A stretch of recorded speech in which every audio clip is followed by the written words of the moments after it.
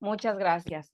Las características en el Antiguo Egipto, el politeísmo. Los egipcios adoraban a múltiples dioses, cada uno con diferentes funciones y atributos.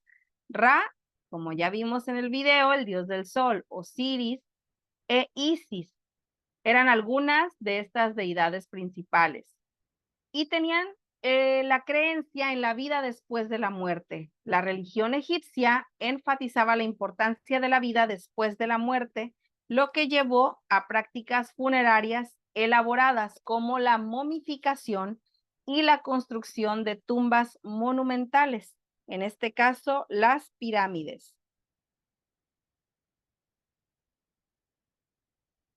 Y recuerdan que vimos hace unas diapositivas acerca de cómo los faraones se preparaban para trascender hacia lo divino a través de la momificación. Esto pasaba cuando ellos morían. Y bueno, la momificación era el proceso funerario que se utilizaba para preservar el cuerpo de un ser humano, o también incluso algunos de los faraones fueron también momificados junto a sus mascotas. ¿Habían escuchado acerca de este proceso donde, bueno, lo que hacían era extraer los órganos del cuerpo para evitar la descomposición?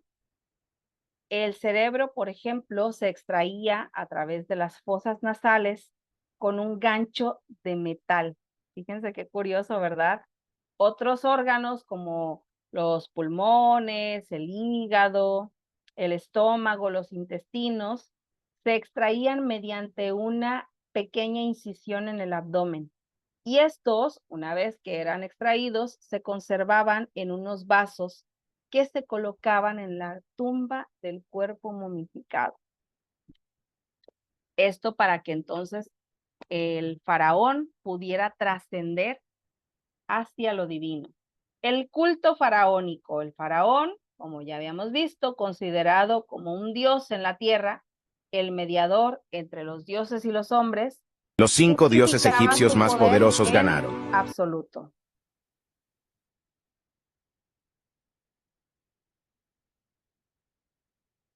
¿Cómo influyó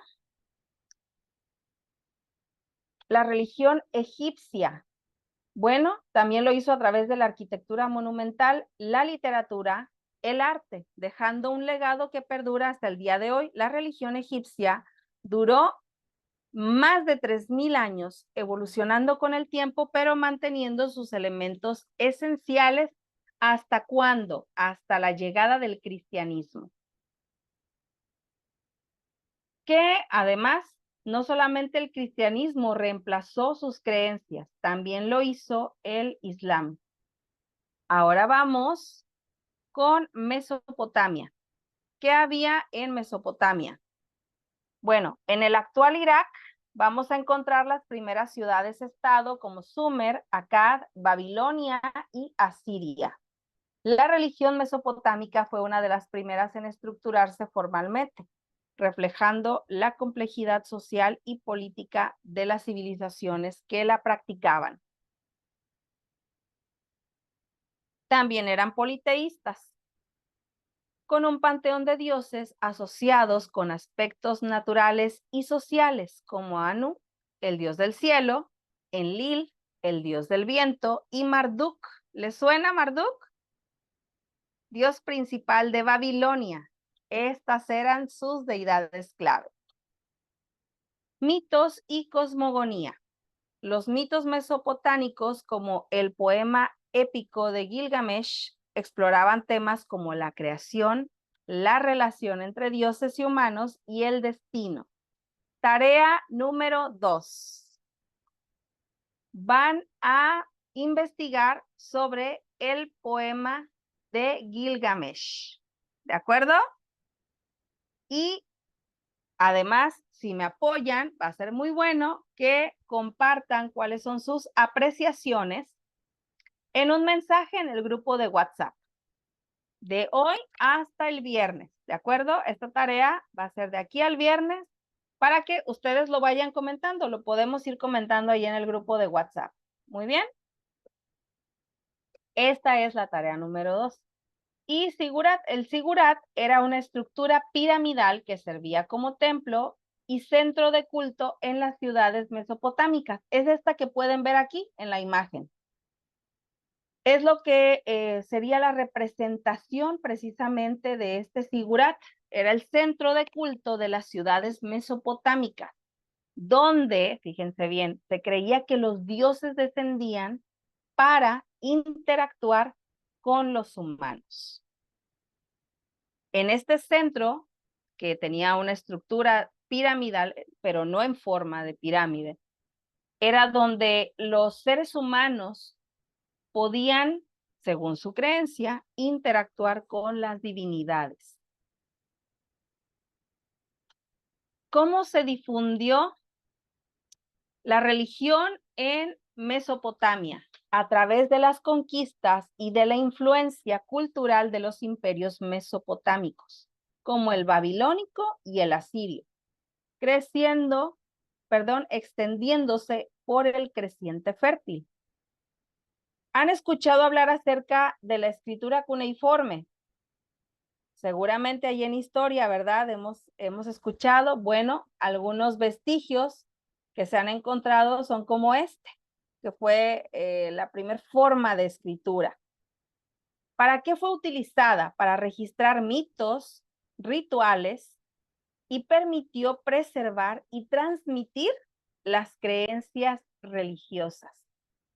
Bueno, nosotros ahorita no podríamos descifrar qué es lo que dicen estas tablillas, pero los expertos se han dedicado a establecer que esta era una forma de preservación de su cultura, de su religión, y además de registrar los mitos y los rituales que existían en Mesopotamia.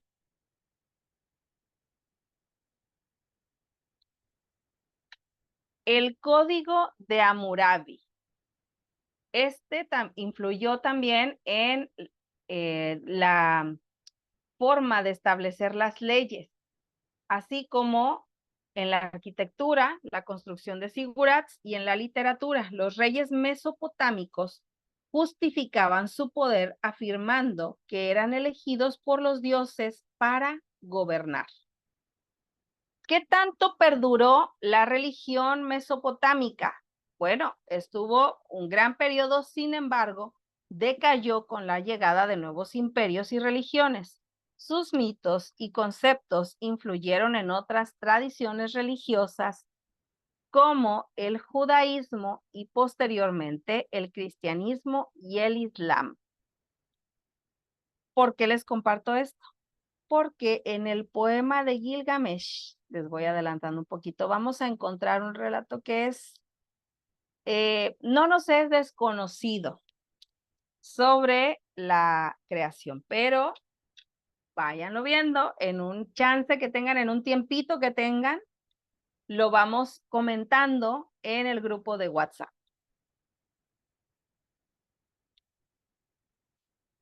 Y ahora nos vamos con la religión greco-romana.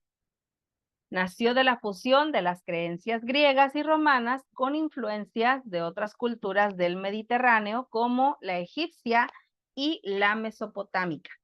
Los mitos griegos formaron la base, mientras que los romanos adaptaron estos mitos para reflejar su propio sistema político y social. Y aquí voy a pedir de nuevo de su apoyo, Sebaid, por favor, para parar la grabación y compartir este video. Muchas gracias. La religión grecorromana era politeísta porque tenían diferentes dioses y diosas, como ya lo vimos. Zeus o Júpiter en Roma era el rey de todos los dioses, mientras que otras deidades como Hera, Juno, Atenea, también conocida como Minerva, y Apolo tenían roles específicos. La mitología grecorromana es rica en historias que explican la creación del mundo, la relación entre los dioses y los humanos, y los destinos de héroes y mortales. En el culto cívico, la religión estaba vinculada con la vida cívica. El culto a los dioses era una parte esencial de la vida pública y privada. Los emperadores romanos también fueron deificados y adorados Los como griegos y dioses. romanos compartían muchas similitudes en Vamos a sus mitologías. continuar. Muy bien. El Imperio Romano, con su vasto territorio que abarcaba Europa, el norte de África y el Medio Oriente, fue el principal vehículo de difusión de esta religión grecorromana. A través de la romanización, las creencias y prácticas religiosas es que se fue extendiendo, asimilando elementos de otras culturas y adaptándolas a la religión imperial. Fíjense cómo se vería esta es una fotografía que me gustó, creada por inteligencia artificial, y es esta que ustedes pueden ver aquí, cómo se vería el Coliseo por dentro. Muy interesante. Hoy conocemos los vestigios, ¿verdad? Con fotografías, en algunos videos.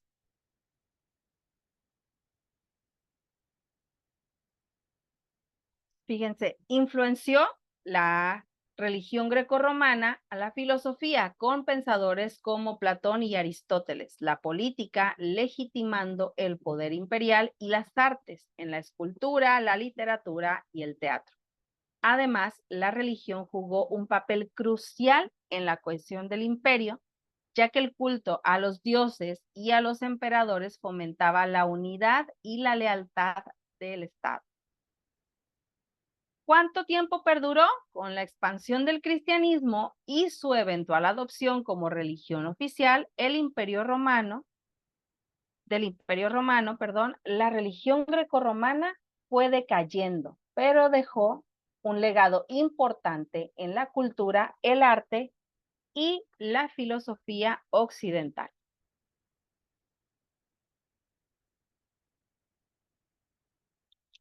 Y ahora vamos a hablar acerca de algo bien peculiar, y es que este modelo imperial también lo vamos a encontrar en el catolicismo medieval y de comienzos de la Edad Moderna, porque basaba su principio en la teocracia. Cristo era el rey del mundo, el único dueño legítimo de toda soberanía, pero el Papa era su vicario, es decir, su representante en la tierra. ¿Les suena? Porque hasta el día de hoy se sigue creyendo que así es. Y por tanto estaba en una posición clave. Desde el punto de vista ideológico, el Papa estaba ahí para otorgar o denegar la legitimidad de los gobernantes o encomendar su gobierno sobre nuevos territorios. Como el Papa era el representante, el vicario de Dios en la tierra, los gobernantes debían acudir a él para saber, primero, si era legítimo su gobierno. Segundo, querían ir a conquistar nuevos territorios, debían tener la aprobación del Papa. En el caso americano, al otorgárselos a las potencias ibéricas, es decir, cuando el continente latinoamericano fue conquistado,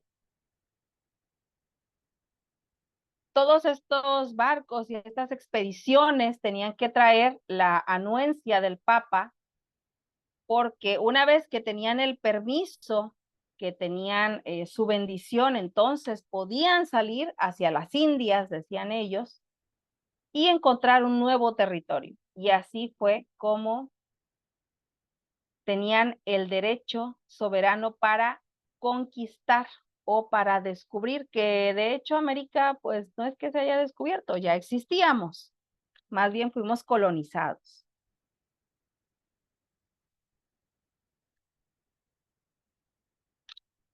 Déjenme compartirles que esta posición de parte del Papa, aunque fuera solamente simbólica en ocasiones, fue puesta radicalmente en duda por una serie de gobernantes católicos europeos del siglo XVIII que defendieron un nuevo sistema, el absolutismo, en el que se estimaba que los monarcas, es decir, que los reyes, tenían un derecho divino absoluto, sin nadie por encima de ellos, ni siquiera el Papa.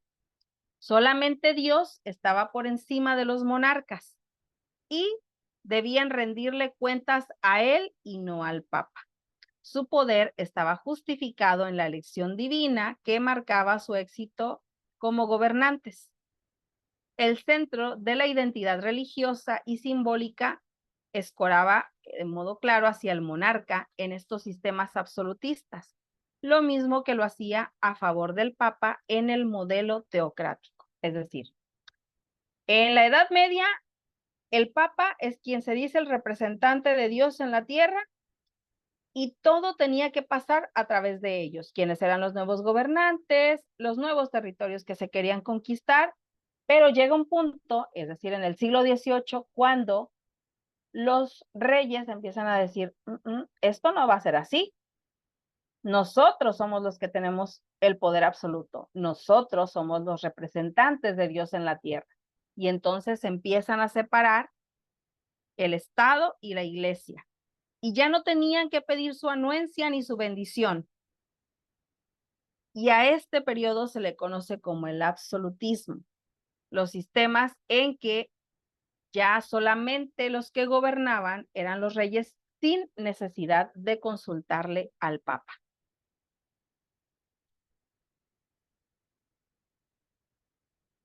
La modernidad se construyó en parte como reacción tanto frente a la teocracia como al absolutismo, planteando una crítica radical a la religión y a la política.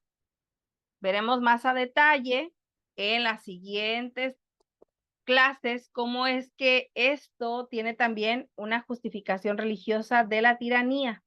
Algunos desarrollos perfectamente modernos terminaron empleando recursos de las religiones imperiales. Y podríamos decir, bueno, esto se terminó en la Edad Media, hasta el absolutismo, es decir, en el siglo XVIII se acabó. Se acabó esto de que los gobernantes eran puestos por Dios o elegidos por Dios o tenían una encomienda de parte de Dios. Pues vemos que no, porque en el siglo XIX hay un caso, varios, pero uno en especial en el que no nos es desconocido. Y me refiero a la Alemania nazi, en donde la figura de Hitler tomó características casi sobrenaturales, porque se exigían fórmulas de acatamiento con componentes religiosos.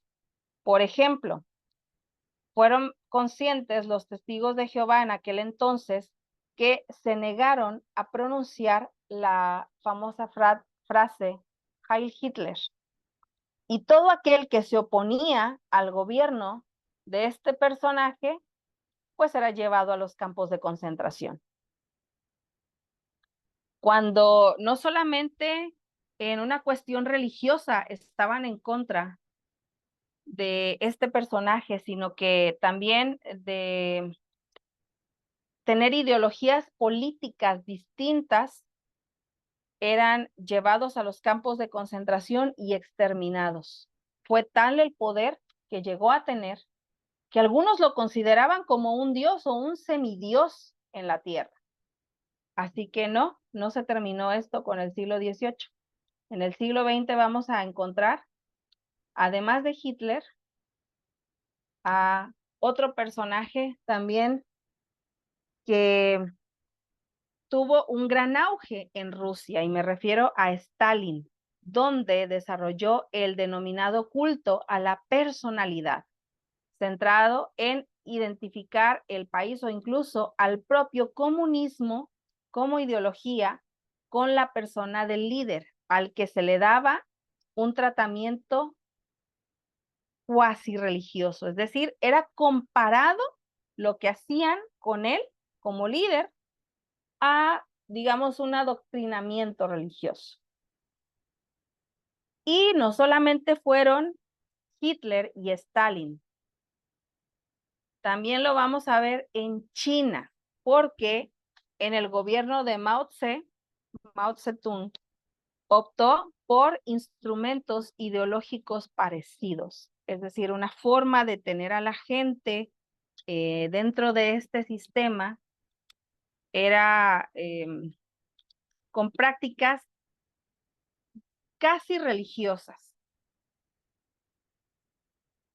Y el daño que trajeron no solamente a sus gobernantes, sino a todos aquellos que se oponían, pues nos deja un aprendizaje a aquellos que venimos todavía del siglo XX, pero también para las nuevas generaciones. Cuando un líder cree que el absolutismo es la forma de gobernar o de regirse, creyendo y tomando como base la religión, eso es algo que no trae consecuencias favorables, todo lo contrario.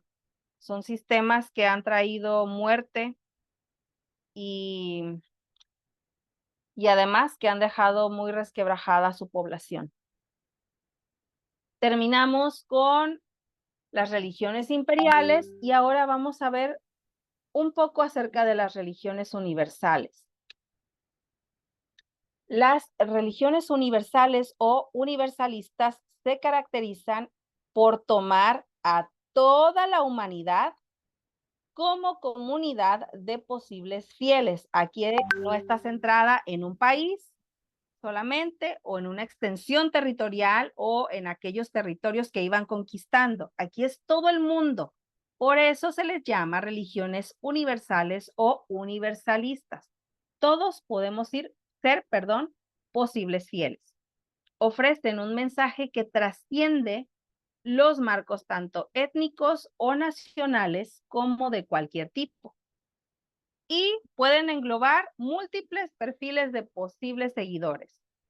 ¿Quiénes son los posibles seguidores? Aquellos susceptibles de sentirse identificados con el mensaje religioso, ya que suelen plantear una predicación, escuchen bien, basadas en reglas de comportamiento de índole universal, aquellas que rompen barreras entre los seres humanos con mensajes, en teoría, interraciales e interclasistas, es decir, aquí no hay razas, todos somos uno, todos somos iguales, aquí no hay diferencia de clases. Y vamos a ver algunas de estas religiones universales. ¿Cómo es que nacieron? Bueno, primero, porque no se suelen vincular con un poder político determinado en principio, por lo que son fáciles de adaptarse y de perdurar. Nacen de diversas formas religiosas nacionales o étnicas con mensajes abiertos. Y lo hicieron en 3 ámbitos geográficos. El primero, en la parte meridional y occidental de Oriente Medio. ¿Por qué? Aquí surgieron 2 de estas religiones, el cristianismo y el islam. También, ¿en dónde más? En el norte de la India, donde lo hicieron el hinduismo, el budismo, el jainismo y el sijismo. Pero, ¿cuál es la tercera parte? La vamos a encontrar, fíjense bien, en China. ¿Y por qué en China? Porque ahí es donde se consolidó el taoísmo. Entonces, ya vimos que estas religiones universales nacieron o se consolidaron en 3 partes distintas. La primera, acuérdense, en Oriente Medio, que es donde surgen el cristianismo y el islam.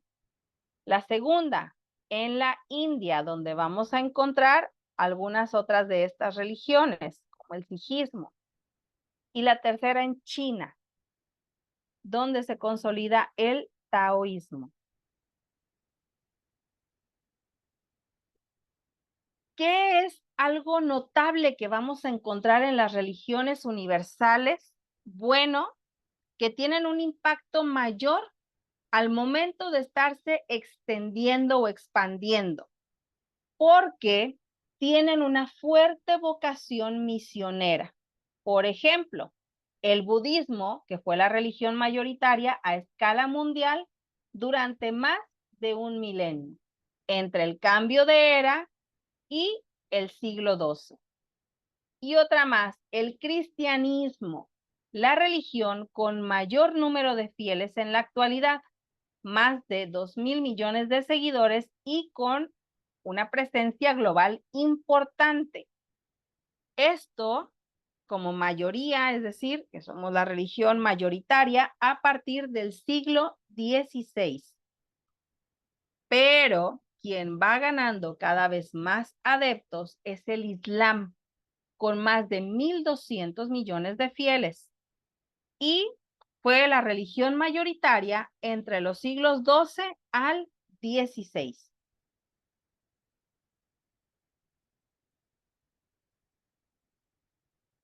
Las religiones universales han podido plantear un problema de convivencia a escala global. Y aquí viene el problema, porque todas estas religiones universales creen ser las portadoras de un mensaje religioso apto para todo el mundo, pero pueden tener la tentación del espejismo, es decir, de creerse que son la única religión para todos los seres humanos. Hay en el cristianismo quien dice, nosotros somos quienes tenemos la religión única y verdadera, pero en el Islam también dicen, nosotros somos la única religión verdadera. Lo mismo sucede en el taoísmo, en el sijismo y en otras más. Creen ser la única religión portadora de una verdad para la humanidad. Y aquí es donde viene el problema. Vamos a abordar un poco acerca del budismo. Perdón, primero vamos con el hinduismo, que en la actualidad es la tercera religión mundial y cada vez va teniendo un mayor aumento de fieles por la fuerza demográfica que hay en la India, donde es una religión mayoritaria. También vamos a encontrar que tiene una gran cantidad de fieles en Nepal, en Guyana y en Surinam, en América, como resultado de las migraciones que han llevado a las poblaciones de la religión hinduista a Estados Unidos, Gran Bretaña, Sudáfrica o Canadá, solo por mencionar algunos países. Aquí vamos a encontrar algunos de estos templos, donde además tienen ciertas líneas, digamos, reglas para entrar. Por ejemplo, uno debe entrar a estos templos descalzo. Uno no puede entrar con cierto tipo de calzado, pero además hay que lavarse antes de entrar para estar limpios ante las presencias de las deidades. ¿Qué otra cosa? Si una mujer está menstruando, no puede acceder a ciertos templos o incluso no se le permite estar cerca porque tienen unos señalamientos. Esto para no molestar a las deidades que se encuentran en dichos templos.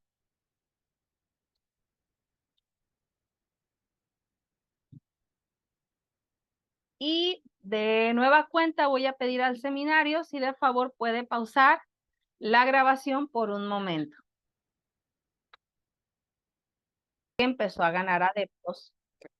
Muchas gracias. Como les decía, el budismo empezó a ganar adeptos por toda Asia.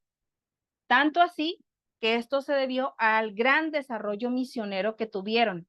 Y durante siglos se le consideró como la religión con mayor número de fieles a escala mundial. Un concepto fundamental en el budismo es el de medios hábiles. ¿Qué es esto? Se entiende como el ofrecer una enseñanza adaptada a cada persona y a cada momento. Y deriva de la utilización de las circunstancias y el lugar de las formas más adecuadas para ganarse a las poblaciones por medio de armar el mensaje a la idiosincrasia y a los modelos religiosos locales. Es decir, te van a hablar acerca del budismo, ven cuáles son tu contexto, tus circunstancias, y con base en eso es que entonces ellos te empiezan a hablar acerca de su filosofía. Fíjense qué manera tan interesante de, dijéramos nosotros, de predicar, de compartir el mensaje. Lo adaptan a cada persona y a sus circunstancias. Eso es una de las razones por las que el budismo comenzó a crecer y por qué ha sido una de las religiones universales importantes en el mundo y durante varios siglos. En China, por ejemplo, penetró utilizando vehículos expresivos tomados del taoísmo. En el Tíbet, coincidiendo con formas religiosas ancestrales como el Bon. En Mongolia y Siberia, asimilando técnicas chamánicas. Y en Japón, hermanando con algunas características del sintoísmo. En Europa y en Estados Unidos, en la actualidad, bueno, lo hace ajustándose a los modelos modernos para entender la espiritualidad y la autoayuda. Y es con esto, queridos hermanos y hermanas, que llegamos al final de la clase de hoy. Sé que es mucha información, es poco el tiempo, pero los voy a dejar que la vayan digiriendo entre hoy, mañana, porque prepárense, ya que el viernes vamos a ver la segunda parte de las religiones universales. Hoy hablamos sobre hinduismo y budismo, nos faltan otras más. Y cada una de ellas es interesante porque recuerden que lo principal es que mencionan o creen en este espejismo que cada una tiene la verdad para llegar a Dios. Y además, cada una se dedica a compartir el mensaje. Para nosotros lo llamaríamos predicar, también le podemos llamar evangelizar, ¿sí?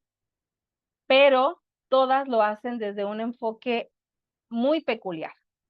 Y eso es lo que nos va a permitir conocer las características y sobre todo por qué se han mantenido al día de hoy y por qué siguen creciendo en número. Podríamos decir que el cristianismo es la que tiene un mayor número de fieles, pero también somos conscientes y seamos conscientes, en caso de que no lo hayamos hecho, que el Islam está ganando cada vez más adeptos, sobre todo hoy día en Europa. Hasta aquí, queridos hermanos y hermanas, ¿alguna duda, comentario, pregunta?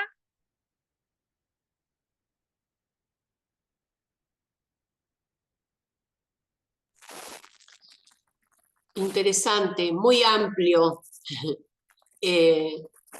mucha novedad.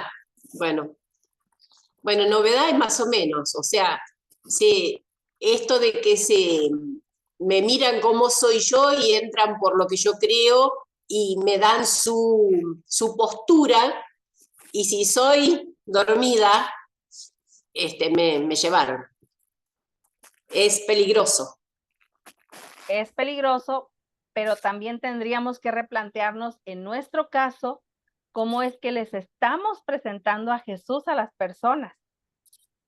Y eso ya nos deja a nosotros una tarea y a ponernos a pensar, porque de pronto, por ejemplo, cuando llegaron los españoles a tomar América, la manera en que impusieron, y ya lo veíamos, ¿verdad? En las religiones étnicas, la manera en que impusieron el catolicismo, no lo hicieron basándose en lo que las personas creían. Algunos sí, fíjense, en algunos casos sí hicieron este sincretismo, o en algunas religiones étnicas ya lo vimos, pero en nuestro caso, en el cristianismo, más particularmente en la Iglesia de Dios, cómo estamos predicando a la gente, cómo les estamos hablando, cómo les estamos presentando a Dios, cómo les estamos compartiendo el mensaje de Jesús.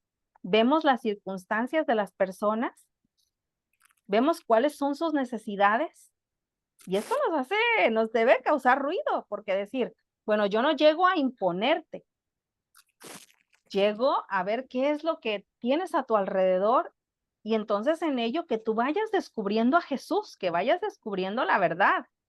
Y entonces, por eso es importante conocer cada una de estas religiones, porque hoy, por ejemplo, ya descubrimos que una manera en la que ganan adeptos es esta, y nos hace replantearnos, ¿qué estamos haciendo nosotros como iglesia de Dios? ¿Verdad? Sí. Interesante, mi hermana Esther. Peligroso si no lo sabemos hacer. Y si solamente nos quedamos con lo que están haciendo otros, pero también es importante analizar, reflexionar, cuestionar cómo lo estamos haciendo como iglesia. Muchas gracias, mi hermana Esther. ¿Alguien más? Permiso, permiso. Adelante. La verdad que muy interesante todo lo que vimos y me quedó por ahí, nosotros pensamos que por ahí lo que es mitología griega, romana, incluso lo de los dioses egipcios, como que quedó en la antigüedad, ¿no? Y vemos hoy en día que es como que está volviendo. Incluso me quedó muy grabado el tema que hace poco fue furor mundial, ¿no? El tema de Dionisio en la ceremonia de apertura de los Juegos Olímpicos, que fue algo que lo vio todo el mundo, ¿no es cierto? Y fue la representación, acompañada de esa representación de la última cena que causó tanto debate a nivel mundial, ¿no es cierto? Entonces, vemos ahí plasmada una deidad antigua, ¿no es cierto? En algo que hoy es moderno, ¿no?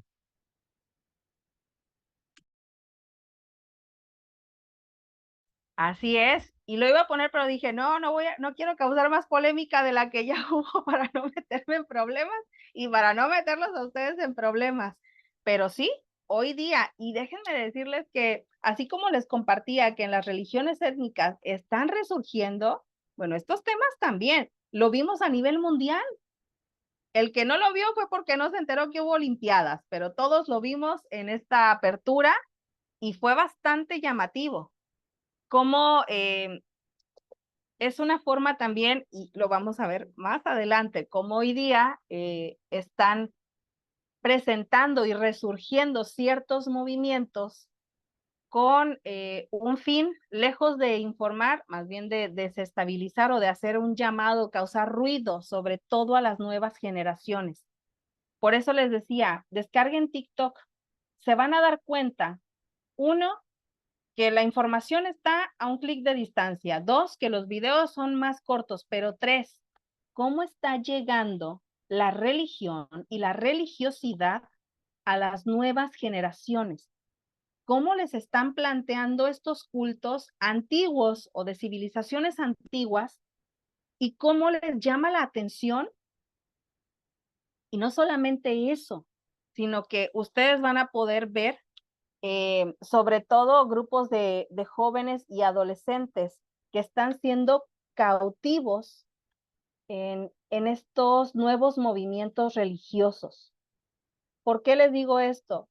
Porque nuestros jóvenes, adolescentes y niños están con el celular prácticamente que nacieron con él.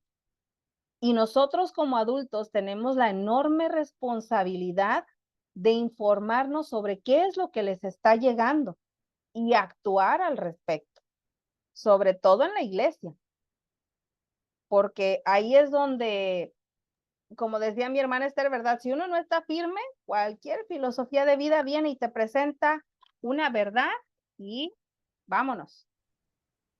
Y entonces, repito lo que le compartí a mi hermana Esther, entonces tenemos que replantearnos cómo les estamos presentando a Jesús, quién es la verdad. Y convengamos que yo lo digo por experiencia propia, ¿no? Que en un momento de mi vida me fascinó mucho lo que era mitología griega, romana y egipcia.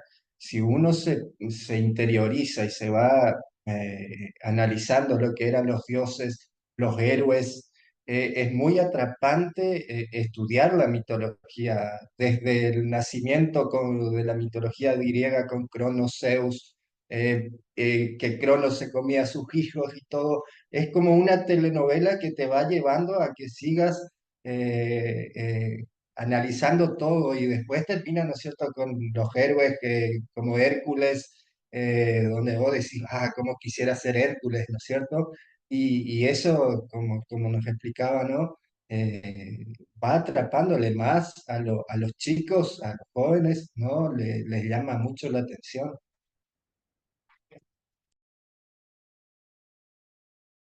Así es. Y no es desconocido que de pronto cuando estamos en este descubrimiento por saber, por tener una creencia, por tener un sustento, nos pueden llamar la atención.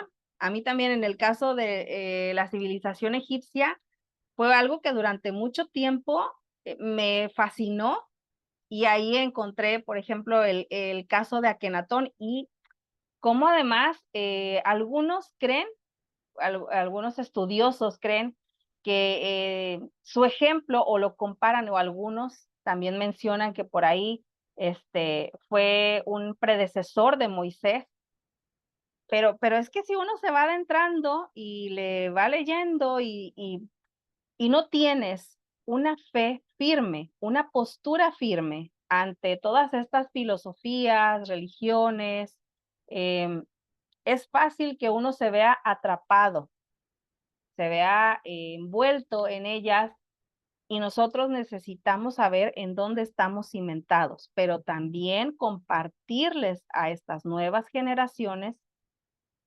nuestra fe, una fe real, una fe tangible y que ellos conozcan al Dios verdadero. Muy bien, hasta aquí vamos a dejar, si no hay algún otro comentario. Y nos vemos, Dios mediante, el próximo viernes. Ya saben, viernes nos vemos, ahí échenle un ojito al poema de Gilgamesh. Si gustan, lo vamos platicando ahí, si tienen algún comentario en el grupo. Más tarde, sí, unas horas más, les estoy enviando la actividad para el día de hoy para reforzar. Por favor, al finalizar la actividad, pongan su nombre para que esté el registro y saber quiénes participaron. Y así yo también voy teniendo la información para la calificación final. ¿De acuerdo? Muy bien, por mi parte ha sido todo, queridos alumnos y alumnas. Deseo que el Señor les bendiga en gran manera este día junto a sus familias. Paz a todos. Paz, A todos, Bendiciones. Chau, bendiciones. chau. Gracias.